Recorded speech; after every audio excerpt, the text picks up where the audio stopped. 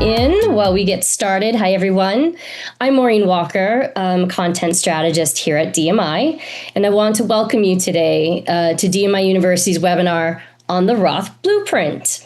For those of you who may not know us, DMI is an independent marketing organization based just south of Boston. We partner with top advisors and agents across the country, help them grow their practices, and we're proud to be one of the only IMOs with exclusive access to the Roth Blueprint system.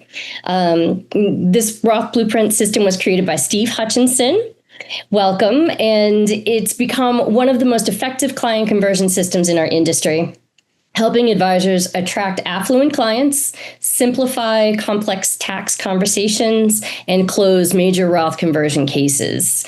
So over the next hour, Steve's going to give you a high-level overview of the system, the seminar strategy behind it, and point-of-sale software that's driving huge results. So we'll hold questions until the end. Feel free to ask them as we go.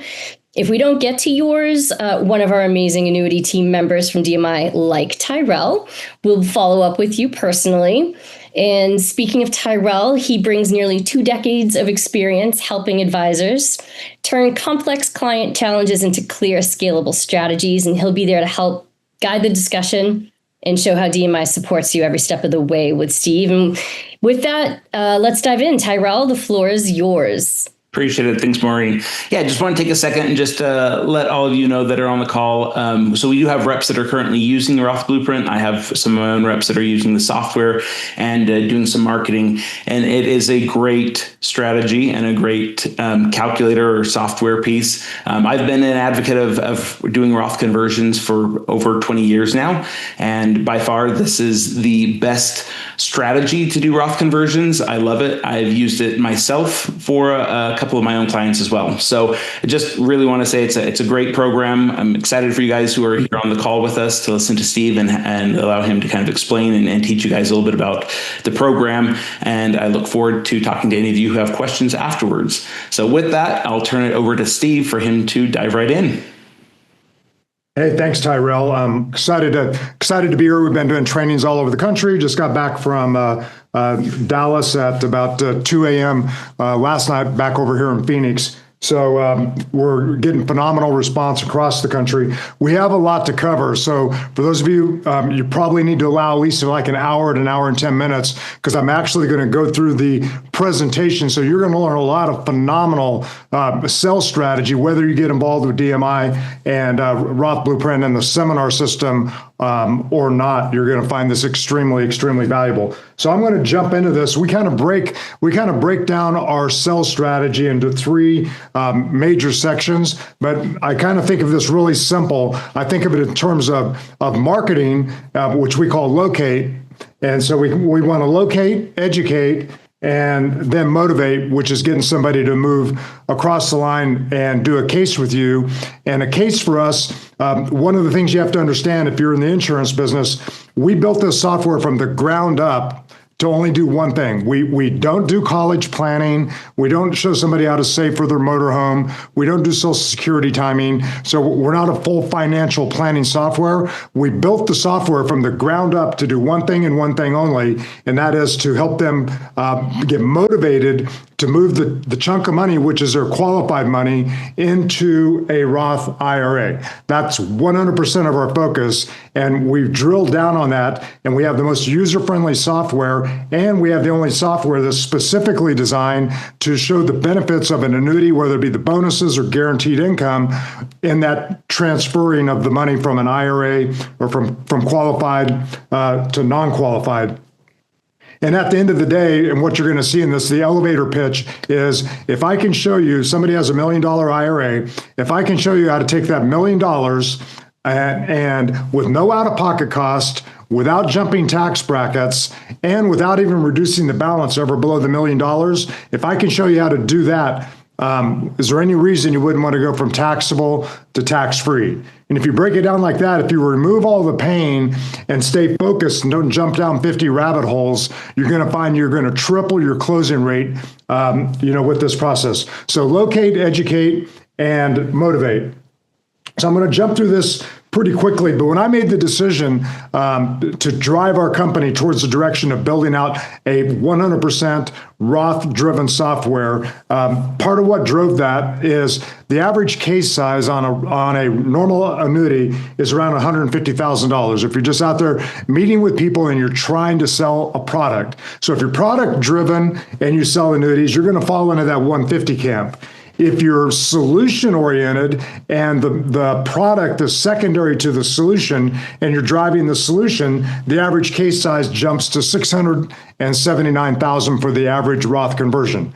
So you're not trying to sell the nail, you're trying to sell the hole. They want the they want the result, they don't want the drill, for instance. All right. Warren Buffett said this, and I believe it's sometimes not how hard you row, it's about what boat you're in. Well, that's the whole thing with this Roth conversion market.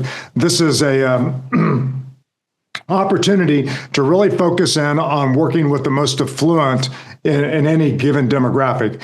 And my objective, and I'm actually a real pig about this, I don't work on cases that are under 7 figures. Now, I don't recommend you do that out of the gate. We go after demographics that are 500,000 and up. But my objective, if I'm in the field, is to solve rich people's problems, period. That's all I have time for in this life to work with. I want to work with the affluent. One, it's more interesting to me. I like the creativity involved, and it's more challenging, and I get a bigger result, and everybody around me does better. So solve rich people's problems. And we're dealing with the largest niche market on the planet. The IRA market itself is 27 trillion. If you throw in the 401ks and the entire retirement market, it's 43 trillion. But just the IRA segment that we're really focused on, because those are the easiest to work with account-wise, $27 trillion niche. That's pretty big. So if you're on this training right now, be thinking about, do you want to be solving rich people's problems, and how can you really, really make a huge difference for yourself, in 2026 and the rest of this year. And the thing you want to think about is raising your floor. It's not about the shots you can make every once in a while. It's about practicing so hard, that you just basically don't miss. And you don't want to do it every once in a while. You want to be super, super consistent. You want to raise your floor. You want to raise the size of your market, raise the quality of the solution that you're providing and your ability to provide it. You want to raise the floor. So let's talk about locating and finding rich people. We have built an entire system based around the demographics. So we found 60 to 70 is the ideal demographics. And we do a direct mailer within 10 miles of a selected venue if you're doing seminars, and we look for $500,000 IPA, which stands for income producing assets. So you want to start out by throwing the net out there to people that have the money and have the resources to appreciate the solution. All right, so we send a mailer out 4 to 5 weeks before the event that's been specifically designed. I actually spent an entire month developing this mailer with Leading Response, which is our exclusive provider of this mailer. And we are getting the highest response rates of anybody in the industry. They haven't seen anything like this in 25 years. Our average response rate is 1.45%. If you know anything about direct mail, anything above 1% or even 0.90 is considered gold standard. 1% is phenomenal. 1.45% on an average. So that's some people getting 0.85 and some people getting 2.3. I mean, it's ridiculous what we're seeing with this. But we send this mailer within a 10-mile radius, 4 to 5 weeks before the event. And the people that receive the mailer is worded in such a way so that they self-select themselves. They say, okay, this is for me. I want to increase my lifetime tax-free wealth. They get excited about the concept, and you bring them into the event. All right. So the key here is the system. And if you've read Atomic Habits, and he got this quote from Auriculaus, which was several thousand years ago, but we don't rise to the level of our goals, we fall to the level of our systems. And Auriculaus, I believe, said we fall to the level of our training. But it's the same concept. You want to raise that floor and you want to rely upon a system so you can lean into the system. And if you have a proven system, you're going to go a lot faster. Okay, so now let's talk about educate. And we do that in the dinner seminar format. So there's a couple reasons why we utilize seminars, and this is our predominant method. It's not that virtual sales don't work, but it's 500% harder to close a deal virtually than if you're meeting with somebody in person. Also, it's harder to create the authority when you are in front of a room and it's up there and you're educating people. It automatically optimizes and gives you maximum authority. It also provides social proof. Even if everybody in the room doesn't sign up or get involved in a direct way, those other people provide social proof for the ones that are serious that are in the room.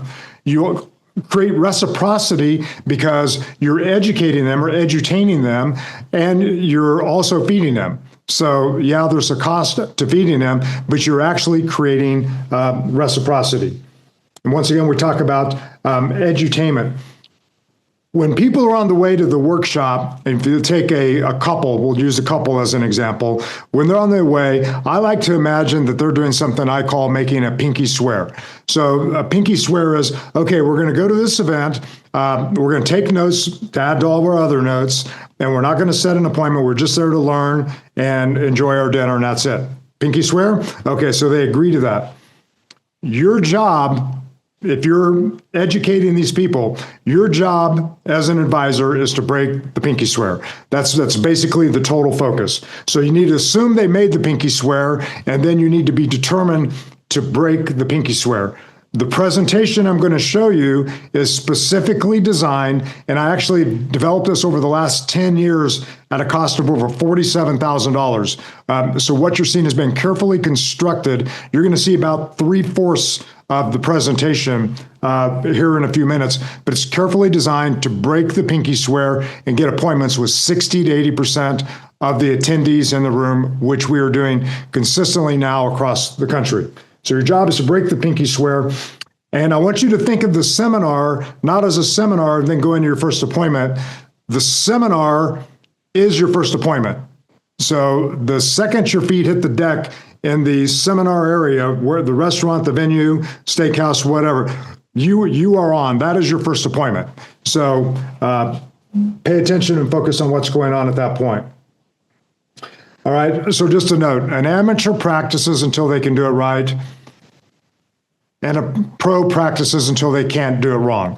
So when it comes to prepping for a seminar like this, you want to understand the concepts. You don't want to memorize my words. I don't even memorize my words. I don't have, there's very few sections where I follow the same track, but there's no sections where I don't 1000% understand the concept behind each section that I'm going through. So if you understand, you're going to be able to articulate, even if you don't do it the same. If you try to memorize words, you're going to sound like you're trying to memorize words. So the articulation comes from when you see the tip of an iceberg that your ship runs into, that's just a small amount of it. If the iceberg was only that big, it wouldn't have sunk the Titanic. The problem is the part that hit the ship was that big, but underneath there was a big base, that went down another half mile. So you want your base of knowledge under the surface to be tremendous. So what you're saying is just the tip of the iceberg, and that gives you the ability to articulate when you're going through this. All right. I believe that we are at an inflection point. And what do I mean by inflection point? What I mean by inflection point is this. If we go back to January of 24, the national debt was at 34 trillion. By the way, this is kind of the way we start the presentation. So I'm going to go through part of the presentation at this point. So 34 trillion in January of 2024. And if we roll out to July of 2024, went 35 trillion, then 36 trillion in November of last year. And just recently we passed $37 trillion. So here's the thing. It's not the size of the debt, it's the acceleration. We're now adding $1 trillion of debt every 5 months. So think about how fast the debt is accelerating. And according to Michael Peterson, of the Peterson Foundation, it's more than twice as fast as the average rate over the last 25 years. So the inflection is, on one hand, we have debt accelerating at an unbelievable rate, but at the same time, taxes are at a historic low. Our top tax rate right now is 37%. So this seems like a contradiction, but it's really not a contradiction. That even though the tax cuts have been made permanent, they're gonna change in the future. They like to say, Ed Slott says that permanent in Congress, permanent changes are written in pencil. So it's just until the next Congress gets together and changes it, it's going to be permanent until then. So regardless of what's going on, unless we reduce spending by as much as 25% across the board, including Social Security, Medicare, and everything, we're going to eventually have to raise rates again. So this contradiction is going to settle itself through market dynamics. And so we need to be aware of that. What that does for us is it creates this unique window, this opportunity that likely won't last. So this is everybody's second chance with the extension of these tax cuts and this all-time historic low tax rate. This is the opportunity to do the conversion. If you are an agent and you're watching this, this is also your unique window, because you have a window where it's going to be way easier to talk about doing conversions than once rates start accelerating and going up. It's going to be much harder and more expensive for people to convert. So it's a unique opportunity for both sides of the situation. Okay, I want to start with kind of the basics, and I like to throw out a couple definitions to make sure that I pick up everybody in that audience so everybody has a baseline understanding. So I kind of go into third grade mode here for a few definitions, and I find this helps make sure that everybody is following you along when you get into more complex topics. One, earned income. This is money that you earn through work, or basically work or business. Definition number two, taxable income. So that's earned income. So you worked or you have business and you earn income that is distributed to you. In other words, you take the income in and you're taxed. So that's taxable income. Tax deferred income. That's earned income that has not been distributed to you and has not yet been taxed. So an IRA is a IRS designated account that holds this tax deferred income that has not yet been distributed to you and has not yet been taxed. So the IRS says, okay, you can put aside a certain amount of your earned income that you worked for into an account, and that account is special and that we're making it available. And so you're not going to be taxed this year. You'll be taxed at some point in the future. So it's not considered distributed to you and therefore not part of your taxable income for the year, and it's not going to get taxed. A Roth IRA account is an IRS designated account that holds earned income that has been distributed to you and taxed, but then basically grows and can be distributed tax-free. So both an IRA and a Roth IRA are both IRS designated accounts that give you the ability to kind of manipulate when you pay or receive taxable income. So that's all it is. All an IRA is future earned income. You have to break it down. There are no mystical qualities to an IRA. It's deferred income. It's no different than if at the end of the year you had a $100,000 commission that you had earned, and you could choose to get the contract issued and paid in 2025 or 2026, and maybe you choose 2026 because you know you're going to have less income next year because you had a lot of income this year. So making that choice, you're controlling when that money's going to be distributed to you and taxed. Well, an IRA gives people the ability to do that at an account level. So let's talk about distributions, because this all comes down to when are you going to get that income distributed to you determines how much tax you're going to pay on it. So there's 5 realities of distributions. Reality number 1, An IRA is simply earnings that have not yet been distributed and taxed. You have to break this down as an advisor, as an IRA owner. You have to just break it down. It's just simply money that's not been distributed yet and taxed. That's what it is. Reality number two, 100% of the money in an IRA will be distributed either deliberately or through required minimum distributions. There are no exceptions. The IRS has no other element in the law that doesn't include that money being taxed as income at some point. So there are no exceptions to this rule. 100% of it's going to be distributed. Now, for you as an advisor, the key is here, we're going to start making a distinction. The distinction is, are the participants in your audience, are they going to get this money distributed to them deliberately and willfully or mandated by the IRS? Because when it comes down to the bottom line, that is the bottom line. Are you going to take control and do it deliberately, or are you going to be like a child and wait till they tell you how much you have to take out and when, and you no longer have any control? All right, reality number three. 100% of those distributions will be treated as taxable income to whoever receives the distribution. No exceptions. In other words, it is going to get distributed, it is going to get taxed, and whoever receives it's going to be taxed. So it's as simple as that. Reality number four, 100% of those distributions will be added to any other income earned by the recipient in that year. So if you decide to take commissions next year, the $100,000 is going to be added on top of your income next year. No exceptions. Whatever income you have next year, that distribution is going to be added on top of it. No exceptions.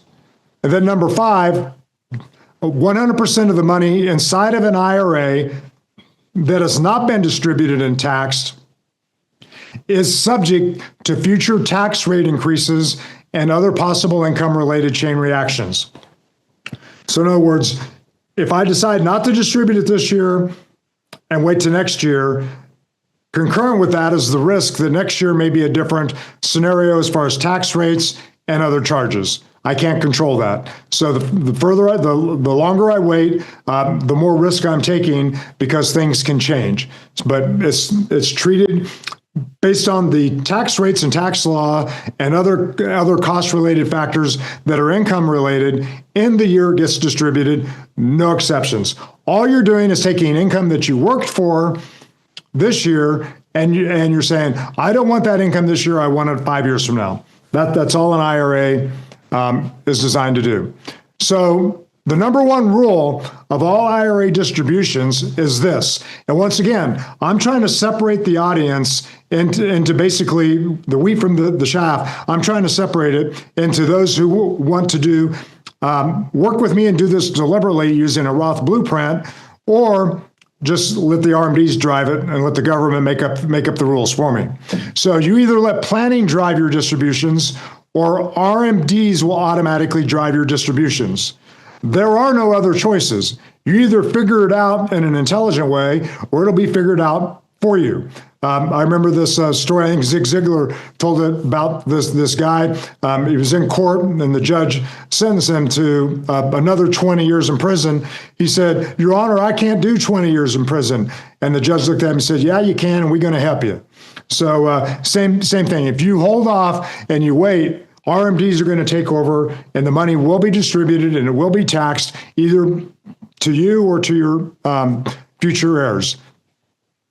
All right, so Roth Blueprint, what we're talking about tonight, is designed to replace the IRA mandated plan with a highly optimized plan for your benefit. All right, so your objective there is to edutain, so in an entertaining way, educate the audience, but at the end of the day, you want to do a Roth Blueprint for them, but you only want to do it with the people that believe that a conversion makes sense to them. If they think that not converting is a better idea at the end of this presentation, not only do I not want to try to convince them, I don't even want to talk to them. So I'm not there to convince people that a Roth conversion is a good idea. I let the mailer do the demographics go to the right people that are the ones most likely to have large IRAs. I let the bullets on the mailer have them self-select and say, hey, this is for me. I think I should learn about this. Then I let the seminar do the heavy lifting of taking that audience and breaking it into the people that don't think it's a good idea. So now we're down to maybe out of the 20 households, now we're down to the 15 households that think this is a good idea. And then I want my 10 appointments with the 10 that are ready to take action right now and have me do a Roth Blueprint because they want an optimized plan. My goal is not to see, for instance, I could go knock doors and see the 5,000 people that I mailed to, but I didn't. I let the mailer handle the locate. I'm going to handle the educate. Let the seminar do the work. Treat that as the first appointment. And then I'm only going to go to see the people that are, 1, qualified, 2, educated now, and 3, motivated to take that next step. All right. On with the seminar. There's only 2 tax structures. So at this point in the workshop, we're basically breaking it down to there's qualified accounts and then there's a Roth account. So when it comes to the deposits, basically the difference is that the money goes in tax-free on an IRA or qualified account versus you pay the taxes up front on a Roth account. During the middle, the growth is tax-deferred or tax-free in both scenarios. It's at the end that it makes the difference. With the qualified account, the distributions are taxed when you remove the money, and on a Roth account, the distributions are tax-free.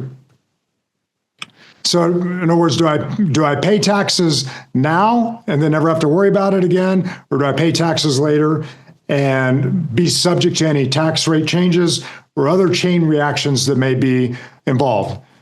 So why do I want to do this conversion? Even if tax rates never change, a Roth IRA removes the other compounding cost triggered by required minimum distributions. So they cause something that we call chain reactions. So chain reactions is a very visual term, and you think of an atomic explosion, but there's 3 major chain reactions. We used to have on here like 6 chain reactions, but they all fall under these 3 main categories. So the first major chain reaction is that your income increases. So in the year as you take more and more income or through RMDs, you pay additional tax on your lifetime distributions. So RMDs force higher tax rates. So that's one chain reaction. Income-related monthly adjustment amount. So as your income increases, you can also become subjected to IRMA, which is basically a surcharge on your Medicare. We have a whole section, we'll cover that in a second. And then lastly, the taxes for your heirs. Whatever income you don't choose to take out that you earned and deferred is going to get distributed to your heirs by law. One way or the other, that money is going to be distributed. So those are the 3 main chain reactions. Just so you know, the software has been reversed engineered. So after prospects go through the seminar process and are educated, when we finally run their circumstances through the software, it's all going to be shown for them visually in terms of the impact on their lifetime distributions, IRMA, and the cost to their heirs. And the combination of all this, if we look at the money that's available after tax from their distributions, in other words, the RMDs minus the income tax, and we look at the IRMA charge, and then we look at the after-tax amount going to the heirs, those 3 things represents all the money being distributed from the IRA, and we call that your lifetime wealth, LTW. So write down LTW just like you would LTV. If you're saying what's the lifetime value of a client, now we're saying what's the lifetime wealth for this particular client. So our software simply calculates their LTW if they don't do anything, and their LTW if they do the blueprint. It's as simple as that.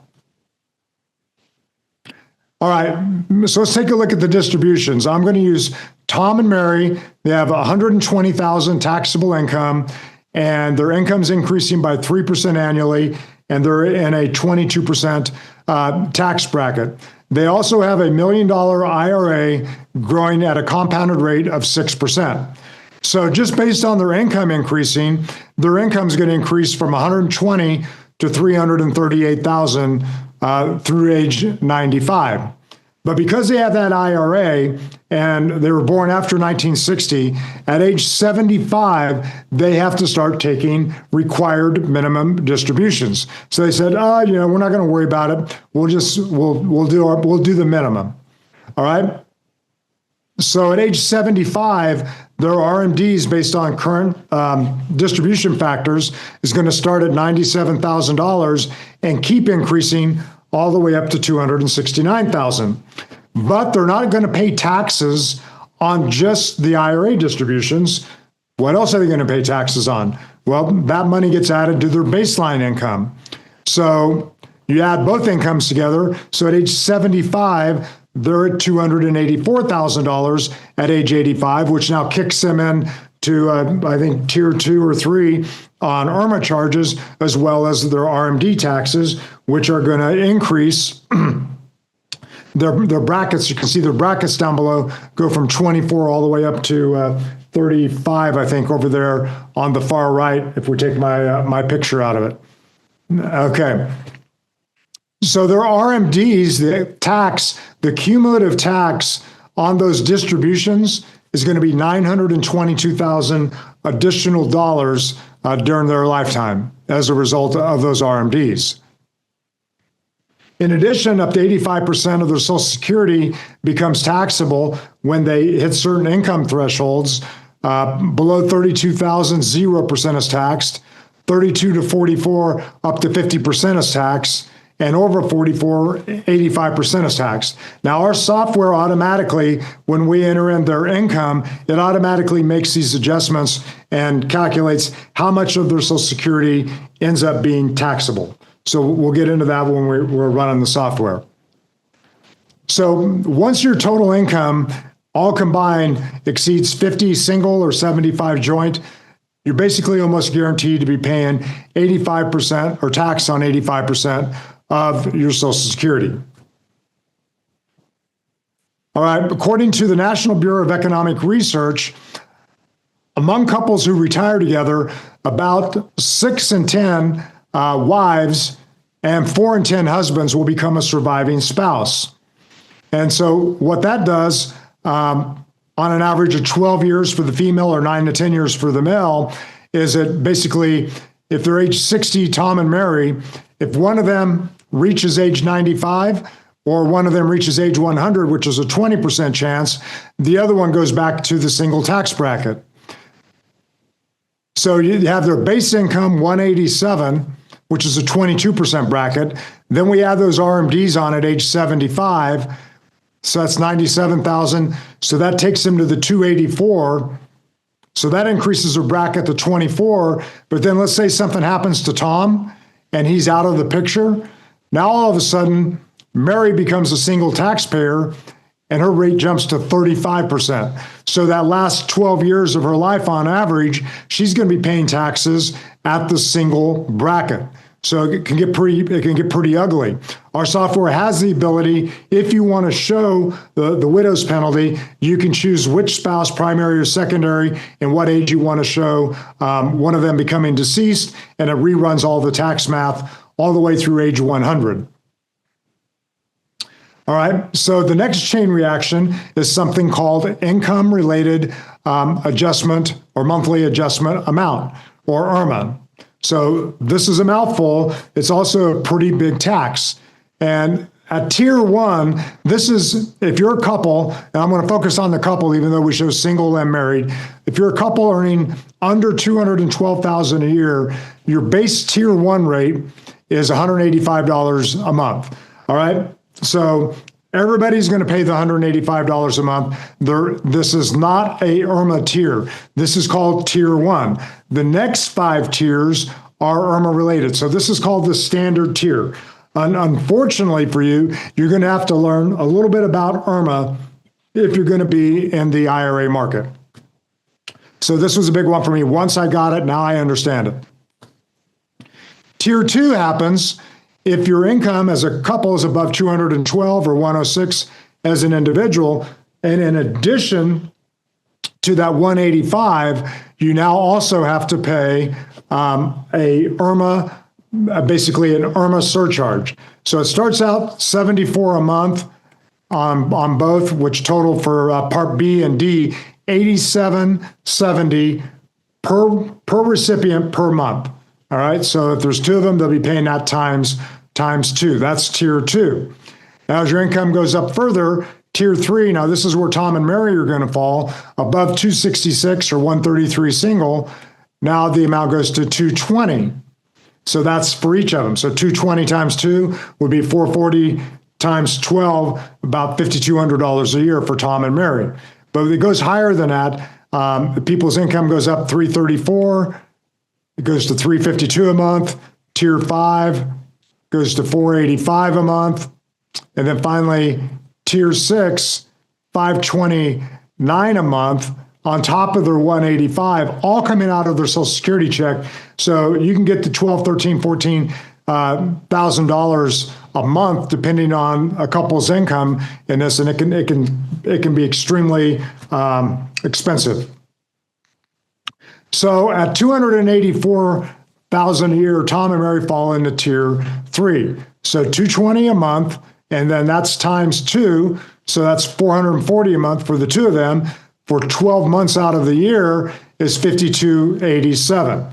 All right, but remember, Tom and Mary are 60 years of age now, so this actually doesn't, RMDs don't push them into this tier until they're 75. So we show the $5,000 a month, and then this is continuing to increase based on income. It'll go all the way up to $17,000 a month at age 95 as her income escalates to over $600,000 there at the end.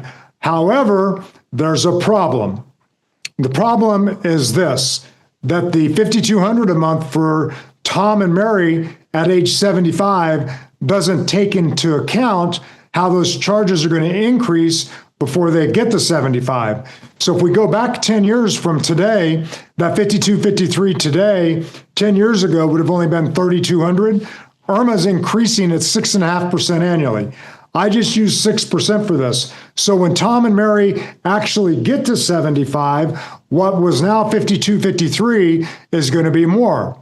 In this case, it's going to be $13,000 a year starting at age 75, and then it's going to increase from there. And with 6% increases, by the time they get to age 95, they will have spent $511,000 on IRMA charges. But they just didn't lose the $511,000.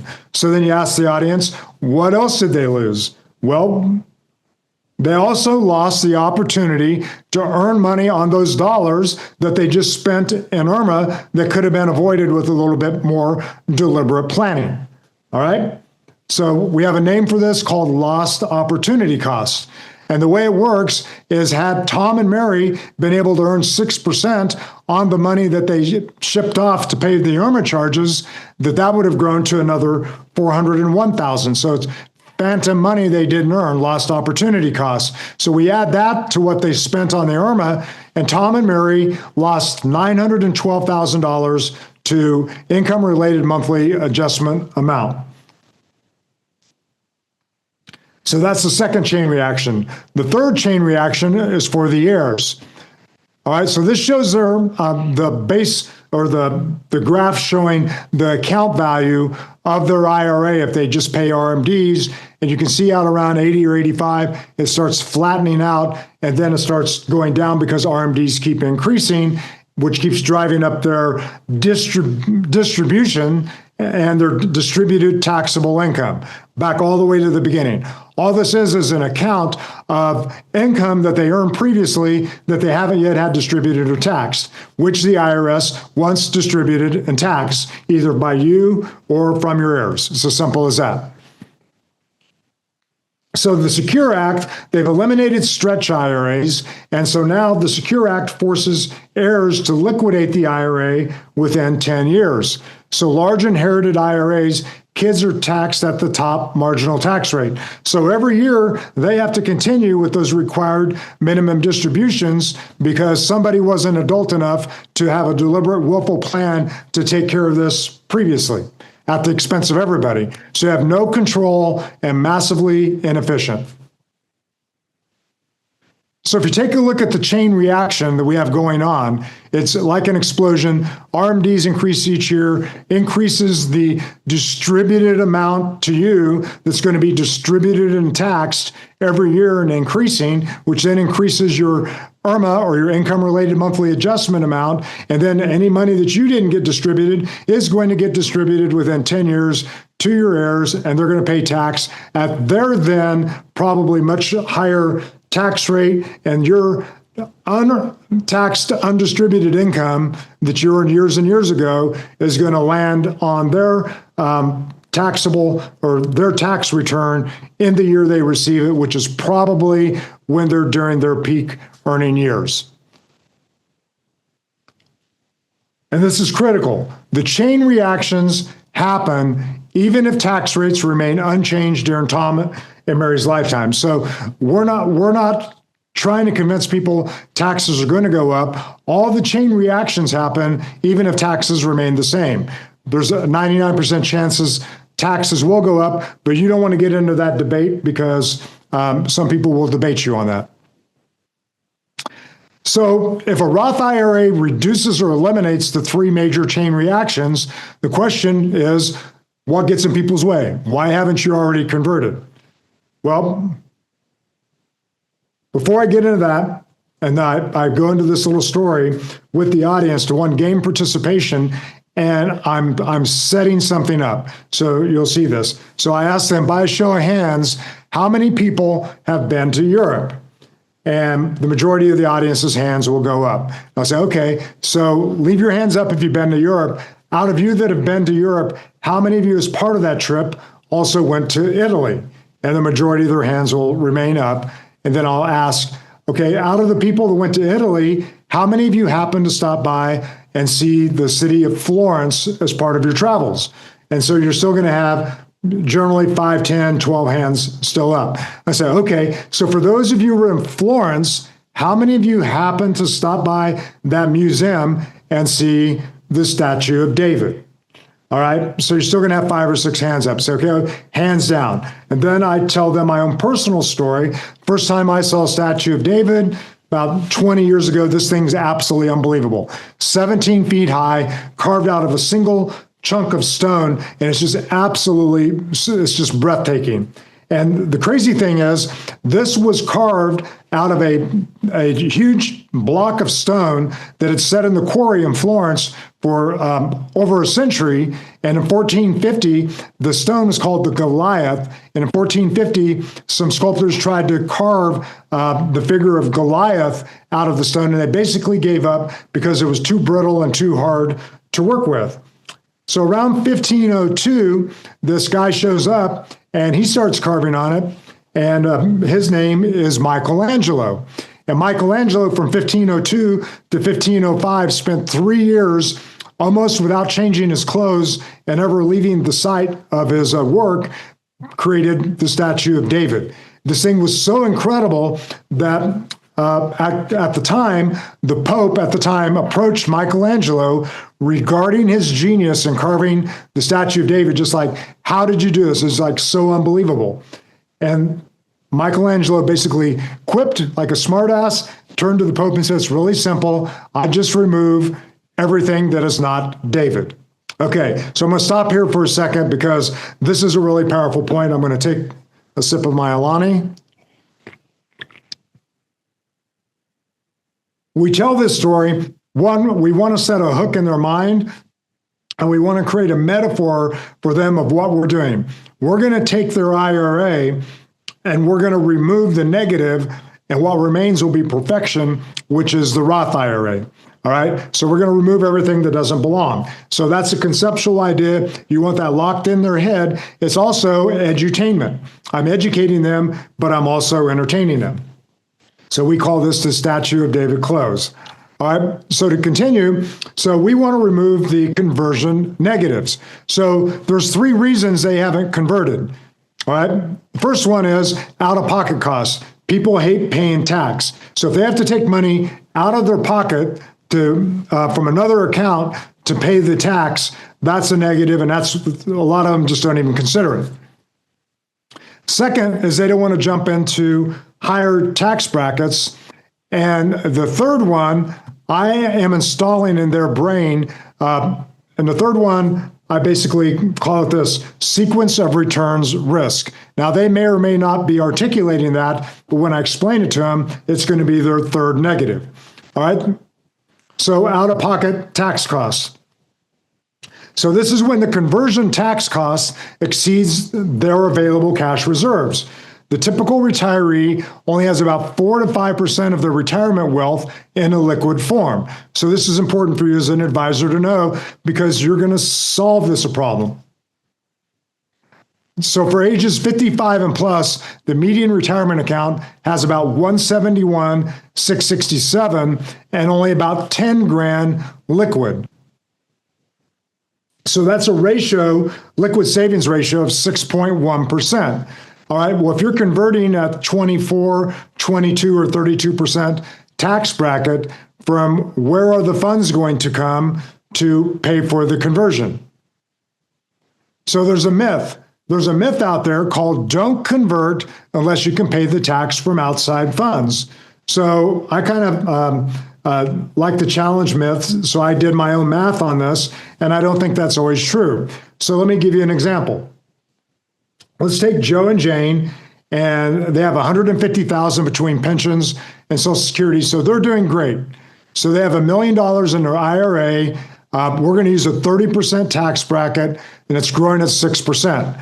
Their objective is, because they're doing fine, they do their travel, they go see the kids, et cetera, they want to leave as much of their IRA and their other portfolio to the kids tax-free, if at all possible.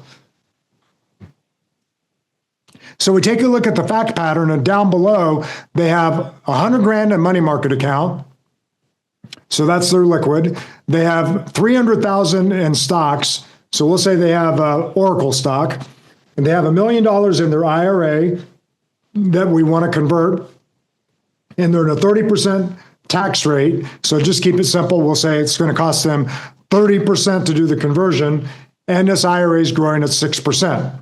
And we're going to assume their stocks are growing at 6%. All right, so follow me on this. Take a yellow pad. I challenge anybody to challenge me on this math. So we've all heard it over and over again. Super tax pros, you watch them and they say, yeah, you don't want to convert unless you can pay from an outside pocket. Da, da, da, da, da. All right, so follow the math. All right, so in example 1, we're going to take the stocks, the 300,000, and we're going to use the stocks to convert to pay the tax on the IRA. So the IRA is going to convert to $1 million Roth IRA, and the stocks are going to go away. So at 6% interest, the money would have doubled in 12 years, but because we use the stock money to pay the tax, there's no more stocks. So the value of the stocks in year 12 is 0. However, the Roth IRA is doubled to $2 million and is now tax-free. So that's good. So let's double it one more time using the rule of 72 and take it out to year 24. 0 to 12% is still 0. The IRA has now grown to a $4 million tax-free Roth IRA, compounding at 6% tax-free for the kids. All right. So that's paying taxes externally. So we've made all the tax experts on TV really happy. Now let's go to option 2. So we see $4 million after tax to the kids. All right, option 2, we have the stocks, we have the tax. By the way, that's supposed to say 300,000 on tax, not 30,000. So that's a typo. So year 1, the 300,000 in stocks. We paid the 300,000 in tax, but this time we take it up from the IRA side. So now in year 12, the stocks have doubled to 600,000, and the we'll move me out of the way, and the IRA has doubled to 1,400,000. We double it again, and in 24 years, the stocks have now increased to 1,200,000 and the IRA to 2,800,000. All right, so Tom and Mary die at the end of year 24. All right, so they've had all this appreciated growth in the stocks. How much do the kids get of the 1,200,000? Well, they get full step up in basis, so they get the full 1,200,000. How much do they get out of the IRA?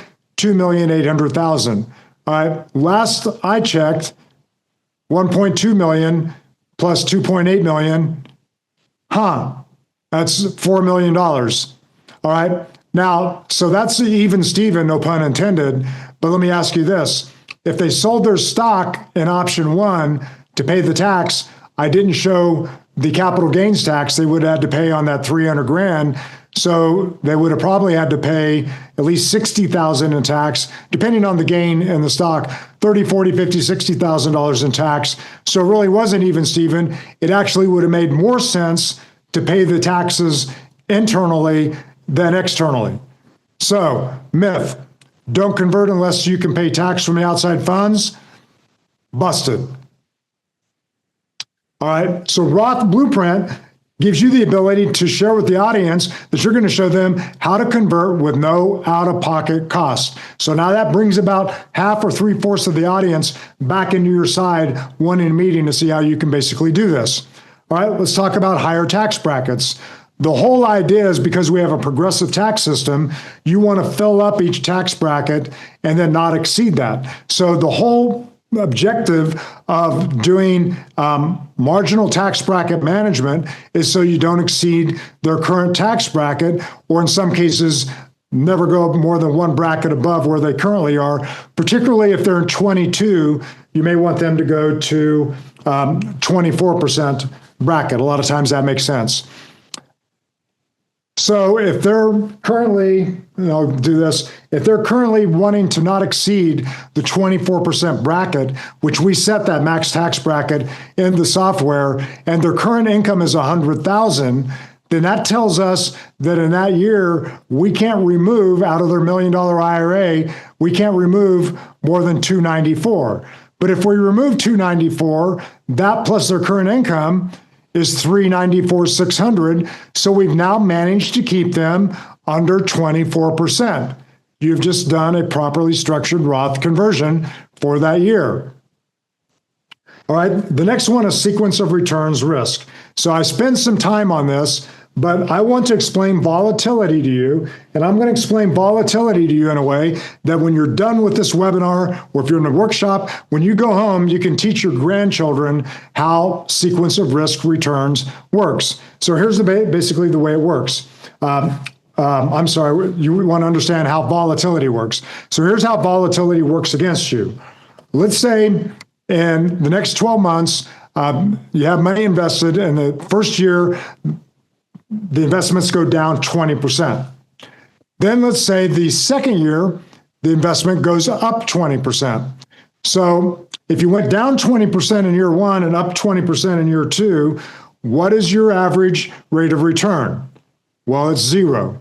So negative 20 plus positive 20 is an average rate of return of 0. Well, if the average rate of return is 0, why does 1,000 get reduced to 960? Now, I'm doing this for the audience. So to figure this out, we're going to do something called chunking. So if we chunk this down and we follow the 1,000, we take 20% of the 1,000 in year one. So that's $200. So the 1,000 minus 200 becomes 800. Then in year two, we're going to take 20% of what, the 1,000 or the 800? To get back up to the 1,000? Well, it's going to be 20% of the 800. So 20% of the 800 is 160. So we only get back up to 960. So volatility actually resulted in that negative scenario where we only end up with 960. Now, the deeper the fall, the harder the climb out. For instance, if the account is down 20%, we need 25% to get back to even. So that would take us back up to the 1,000. But if we lost 50%, we now need 100% to get back to even. So once again, the deeper the fall, the harder the climb out. All right, so we're explaining volatility. So the question is, well, what about other ways to control volatility? And this statement here will make losses hurt more than gains help. So what about something like the 4% rule to control volatility? Doesn't that work? Well, let's take a look. Let's use Abigail and Melinda. So Abigail and Melinda have $1 million in a retirement account. So 60% stocks, 40% bonds, and they each decide to convert $200,000 a year to a Roth IRA. All right, so we're going to follow this along with Abigail. Abigail converts during a stable market. And over the next 7 years, she earns very stable returns, and the average rate of return during that 7-year period is 6%. Melinda, on the other hand, converts during a volatile market. And over the next 7 years, she also earns an average of 6%, but she suffers 2 consecutive market losses, followed by 5 years of greater growth. They both average 6% rate of return. All right, but let's follow this through in a little detail. So we start with $1 million, and we know that Abigail wants to convert $200,000 a year. So she's going to pay, and we're using a 24% tax bracket. So she's going to pay $48,000 in tax. Federal will use 0 for state on that conversion. So that leaves her with $152,000 going into the Roth conversion after paying the tax. Then the market increases by 5%, so she gets to add money to the IRA and to the Roth. So we increase the account value, then we go on to the next year. She does another conversion, earns 4%, it earns the interest on both accounts, and we follow this along, 6%, 5%, 8%, 7%,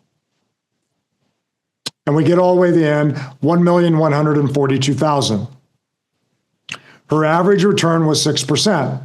Now let's go to Melinda, and she does the exact same thing. Converts to $200,000, pays the exact same $48,000 in tax, but something happens during the conversion process. At the end of year 1, she's lost 31%.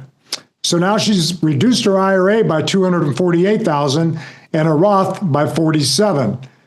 The second year, she loses another 14%.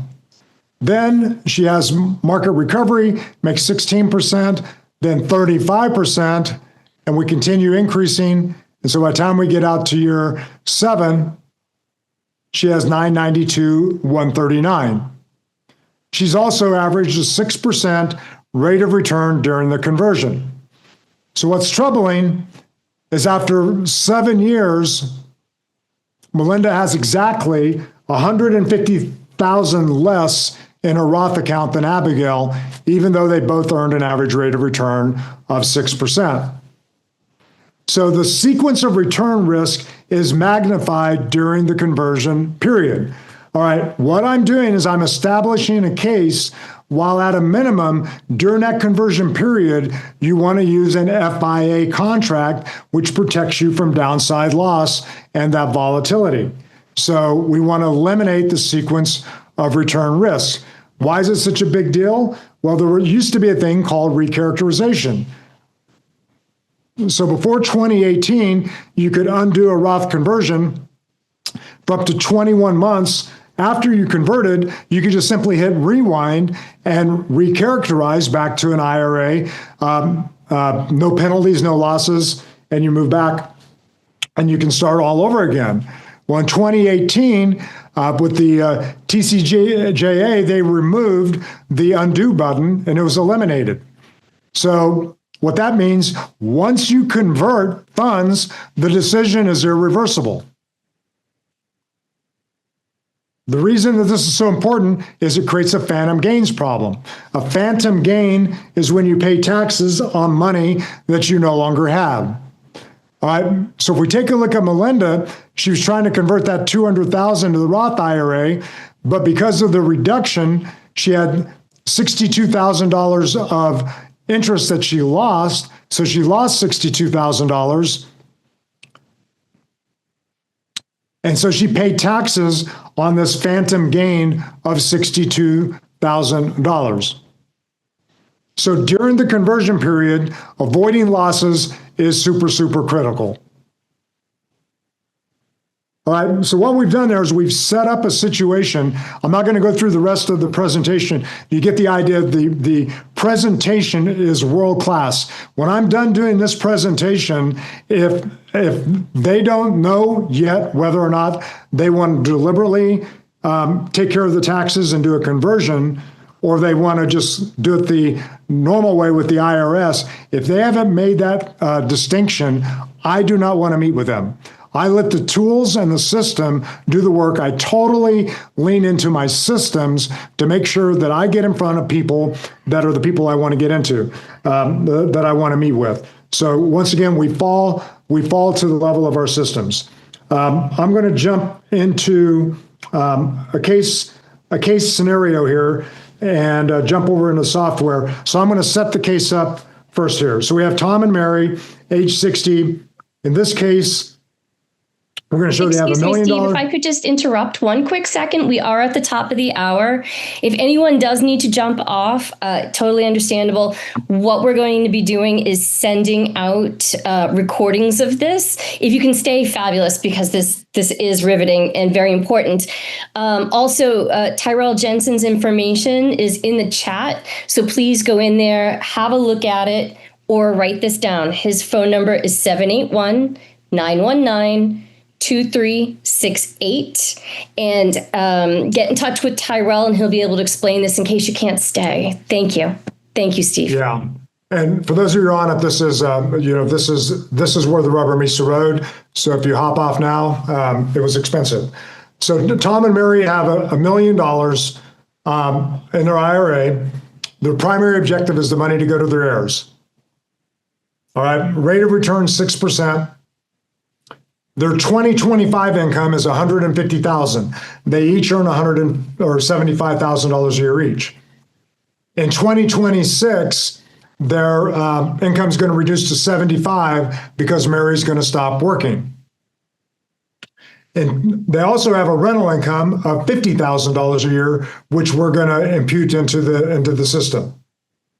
Their Social Security at 67 is going to be $35,000 each. Their max tax rate, we don't want to exceed 24%. Their state tax is 2.5%.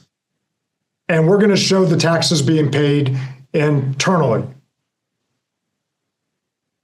All right, so now we're going to jump over here to the demo, and I'm going to show you where I can literally do this in 3 to 4 minutes. So I'm going to hop through this. So we're in Roth Blueprint, rothblueprint.com. And once we're in the dashboard here, we click on a new case. Okay, full screen. Yes. All right. Do you see the homepage of Roth Blueprint when I do that? I see the client list. Tom, Eric Pohl, Tom.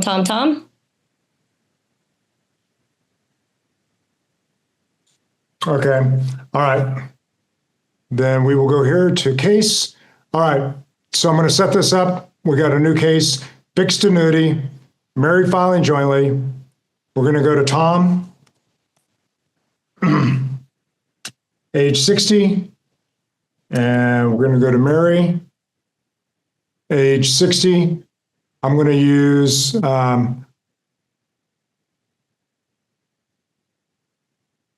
Athene as an example here. And we'll use the PE 10, and we'll assume the $1 million. And I'll use a 16% bonus, a 5% rate of return, surrender years 10. All right. When I go to the taxable income here, I can simply click on this and I can establish their fact pattern by going to age 67 for him, 67 for her, 35,000 for Social Security. The system will internally calculate the increases in Social Security. In 2025, we know that their income is $150,000. and they have that rental income of $50,000. So what the system does is takes their AGI, does their standard deduction math, shows a taxable income of $168,500. The next year, her income goes down to 70, or their combined income goes down to 75,000. And then after that, they're both retired, but they still have the 50,000 a year of other income. So the system assumes that's going to continue on forever.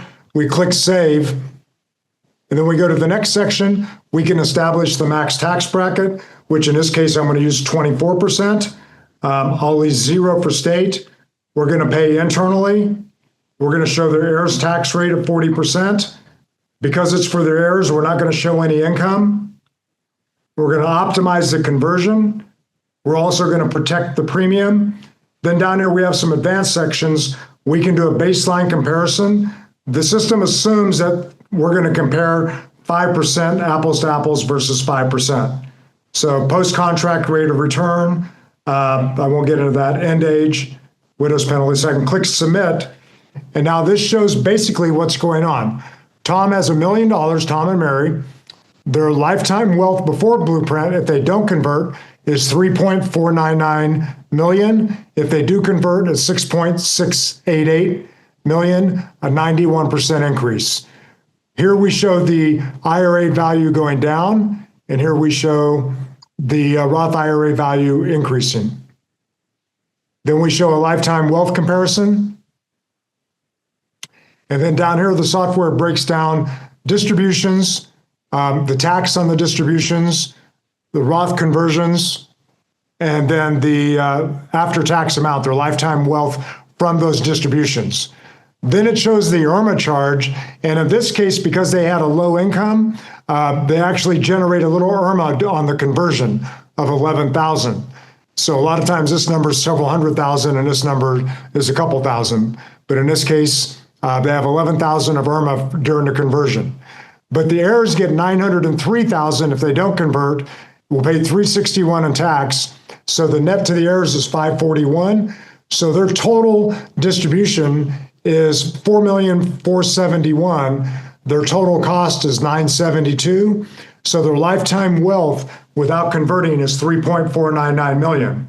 We're on the Blueprint, 6.699 go to the heirs, no tax to the heirs, so they get the full amount.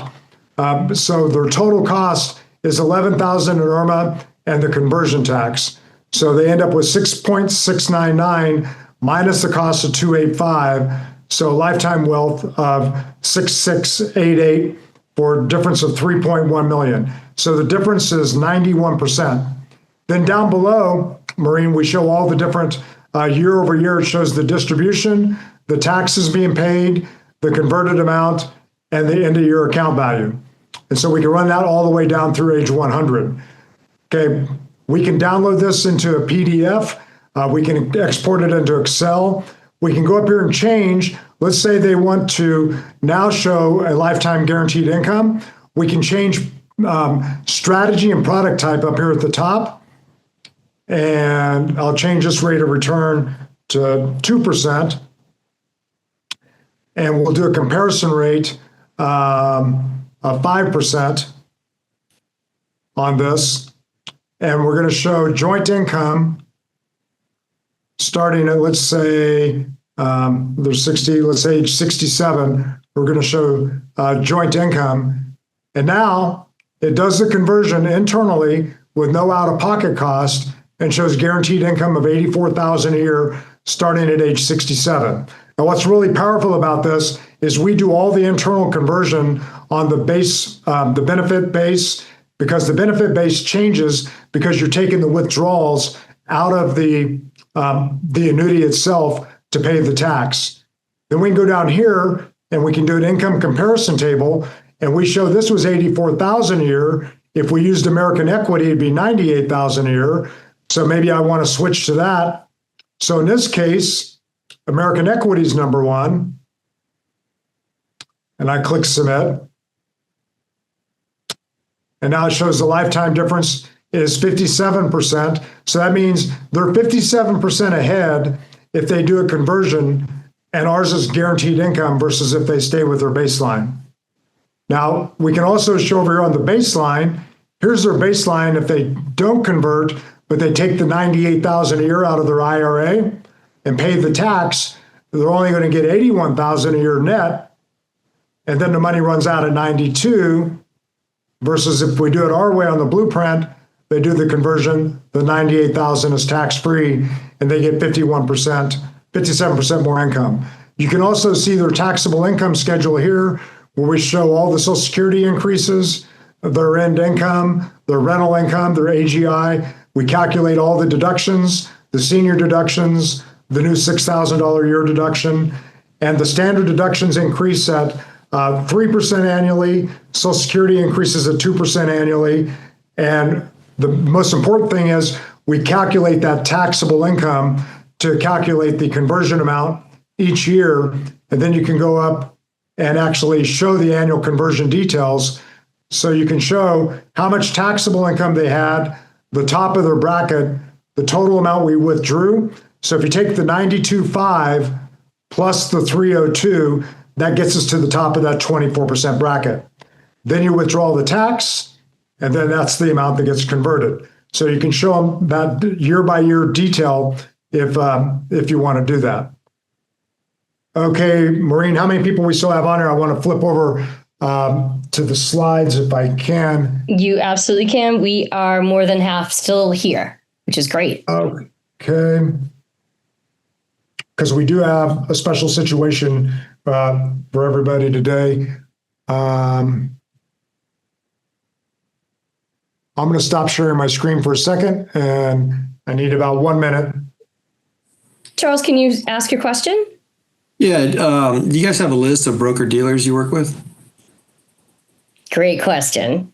Yeah, so I can, if you want to, I can send you a list. We do work with a lot of the large major broker dealers, and then if you're with a smaller BD, we can always work with them directly to get set up if they, if they have certain requirements. So we do work with a lot of the primary large BDs and quite a few smaller ones as well. So if you want, Charles, if you want to shoot me an email, I'm happy to chat with you about what BD you're with and whether we can work with you on that or work directly with the BD to be able to get approved.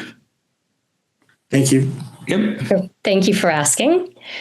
And Tyrell, there's a great question that's in the Q&A from Kevin, and he's asking about surrender charges as a factor in the first few years. I don't know if you can address that, but he's also, I'm with Jose. Yep. So that is a good question, Kevin. So I'm assuming you're asking surrender charges on being able to do the Roth conversion. So one thing is that with this program, we're using what we call Roth-friendly carriers. So these annuity carriers that we're using they waive surrender for the portion that we're Rothing. It's not considered a free withdrawal. And so because of that, there is no surrender charge to do the Roth conversion inside of the annuity. So it allows us to be able to do Roth conversions, not pay any penalties, and then the amount that we're pulling out in taxes. So let's say there was, $20,000 of tax we were going to pay and send that $20,000 to the IRS. That would be considered the withdrawal. And so we're the software. What it will do for us is it will actually calculate. We put in how much the free withdrawal is, and then it will calculate and run the Roth conversion so that we're not having more than the free withdrawal amount in taxes that's being sent to the IRS. So that's a great question. That is something that's unique to just a small handful of carriers that they'll allow us to do those Roth conversions without using up the free withdrawal. So those are the carriers that we call Roth friendly, and we can kind of walk through and there are carriers that Osaic has on their approved list that we would be able to use.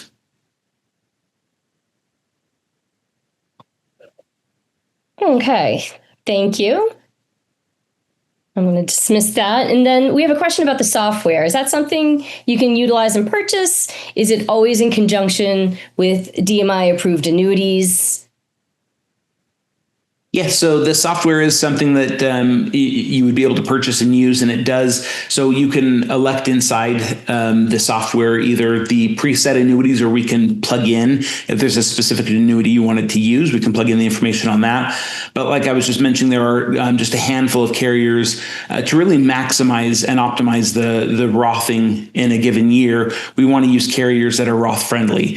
And so again, that's something, if you were wanting to do the Roth conversions, you could work with me on. I would be your annuity wholesaler, so I'd be the one helping with actually case design and things like that, so I can help guide you through picking the right annuity for that client situation. Some of the annuities work better in some scenarios than others, so that is something that the software would allow you to plug in the information on the annuity for it to calculate and optimize the Roth conversion for that particular client situation.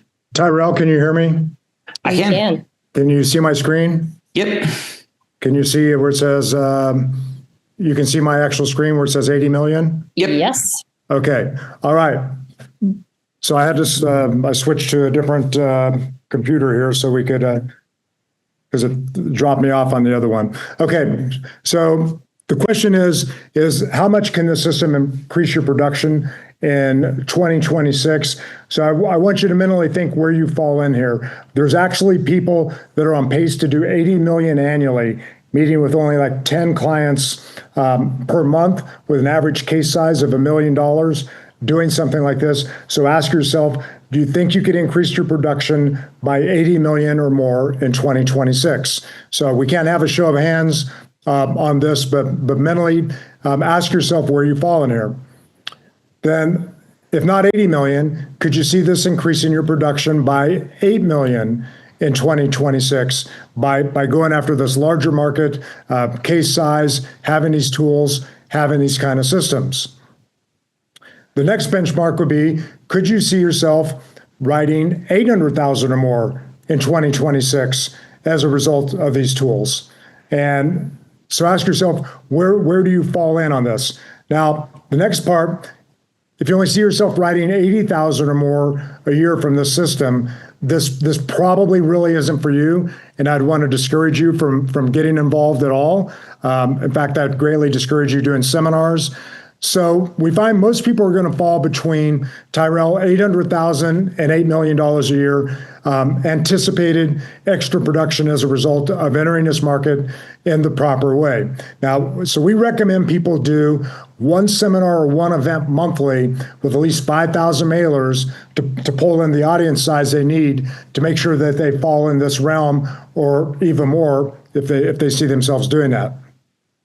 So if you do between 800,000 and 8 million or more production, the commission value of that at 7.5% is somewhere between 60,000 and 600,000. So I want you to follow through with this. What we're going to do is go through a value stack. If you purchase the software standalone, pay for it by the month, it's $500 a month, which is $6,000 a year. Okay, so it's very expensive software, but it's very powerful, fully carrier integrated, shows the bonuses, does everything that you need to do. But at 60,000, 600,000, you're going to be somewhere between a 10x return and a 100x return, just within that range. All right? That's just, if you pay for the software annually, you automatically get a 40% discount off that 6,000. So you're going to save all the way down to $3,600 a year by paying it annually, that 40%, which is going to dramatically increase the ROI that you're experiencing on the software. So if we establish the kind of the minimum commission value of $60,000 for the commission value from using the system, we then go on, we have an exclusive mail situation. So the mail through leading response for the trifold that we use is 90 cents. So we have a platform discount. So people that are using leading response, which is required if you're doing Roth Blueprint seminars, our cost is 77 cents. So that saves you 13 cents for each mailer. And 13 cents times 5,000 pieces for 12 months is 60,000 mailers. 13 cents is a savings of $7,800. All right. We also have a Facebook boost that Leading Response has agreed to add in. So anybody on this webinar that gets involved with this, we're going to have a Facebook boost. So if you have less than a 1% response rate 1 week prior to your seminar, they're going to do a Facebook boost for free. So those cost $500 each. So up to 12 of those a year is another $6,000 of potential expected value. In addition, we have discounts at over 210 Flemings and Ruth Chris, and the average meal discount is $20 to $25. So a $95 dinner at Fleming's, we get it for $72. So if you're feeding 50 people a month times 12, that's 600. So that's another potential $12,000 savings. You get the full license access to the presentation. So the license on the presentation coincides with your software, meaning as long as you're annually licensed to the software, you get an annual license for the PowerPoint. And so I've sold these before all day long at $2,000, spent over $47,000 developing it. So we'll assign a $2,000 value to that. You also get 500 of our Roth Blueprint or 50 of our Roth Blueprint guides. These are $10 a piece.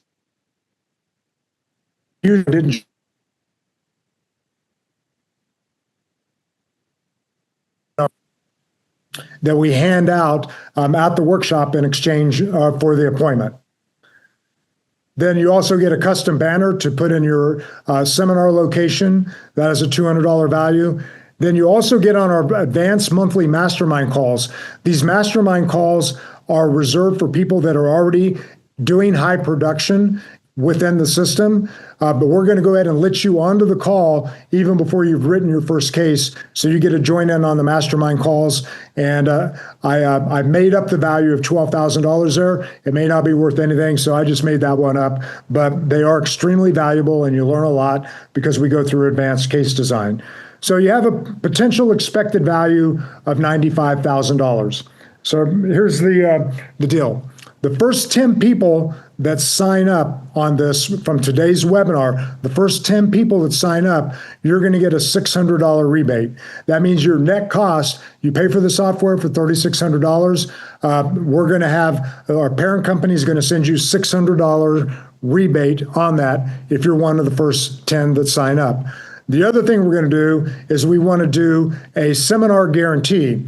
And the way this works, if you'll meet us halfway and only do 6 seminar campaigns in the next 12 months, and if at the end of those 6 campaigns, if you're not 100% happy with Roth Blueprint software, send me an email and I'll refund 100% of your $3,600 for your software costs, no questions asked. So no blood money. We only want to work with people that we have 100% of our incentives aligned. We know the power of this software. We see, we have like $60 million of pending cases out there with agents that we're working with. The water's warm. This is phenomenal. You have a window of opportunity here, and we think everybody should take advantage of it if it's the type of market that you want to be working with. So. With that, we can open it up to questions, Tyrell, but we're only taking 10 people on the $600 rebate. We'll let you know after you get signed up if you're one of the 10. But it's worth it at $6,000. It's worth it at $60,000. It's definitely worth it at $3,000 or zero. So thank you so much, Steve. We do have one person with their hands up. I want to get to Carolyn. And Carolyn, we have you on if you'd like to speak. Yeah, I was just trying to. Sometimes I say that you understand the bird's eye view better than I do. Like, what you're thinking, and I haven't seen the whole picture yet. So we're being offered the software. Are you, and then who's handling mailing if I've never done a webinar or seminar before, I don't know a lot of the stuff so you're skipping over some stuff, assuming I know and I don't. So Who's handling the mailing? Is there access to have someone kind of help fine tune things for me? Is it a whole package? How much does it cost per mailing? Yeah. You're telling me all the money I'm saving, but you're not telling me any money I'm spending. So I'm but I did set up an appointment with Tyrell So I can Okay. meet with him and go over all of that, but I can't say, okay, then I'm going to be one of the 600 people because I need to know way more. This is too new. You're probably not ready yet, Carolyn. A lot of agents have done seminars for years, but we do have a turnkey system. So once you're logged into the software, there's training videos on the software. There's videos where, who you contact to order the mail. And so it's a whole process that Tyrell can go through, step by step. You may want to start with some current clients and learn how to use the software and do some conversions and get really comfortable with this before you attempt to do a seminar. So the software is $3,600 a year, and it is expensive if you don't have current clients that have IRAs. If you do have current clients that have IRAs, it's the highest ROI software you could possibly purchase, because between that and working at DMI on case design and all that, you're going to be able to make money within the process. Then I would take a part of those profits, if you feel so inclined and get comfortable with doing a Roth conversion with clients. I would then venture into the seminars. I wouldn't venture into the seminars until you're 100% solid and sold on converting current clients into Roth conversion clients. Does that make sense? Yeah, so it does. Take it a step at a time, a day at a time. And we'll be here a year from now. You don't need to do this today.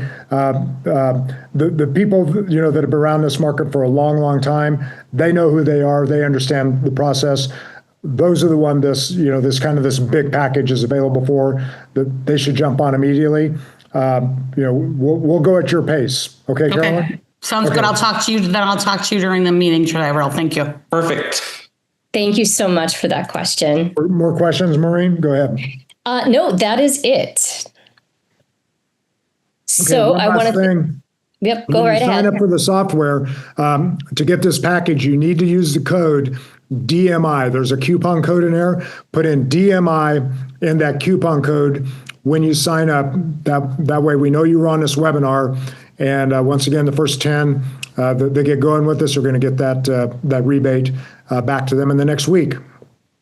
So with that, I'm available for any questions. Sorry for the technical glitch. I don't know what happened. It just kicked me out of the meeting.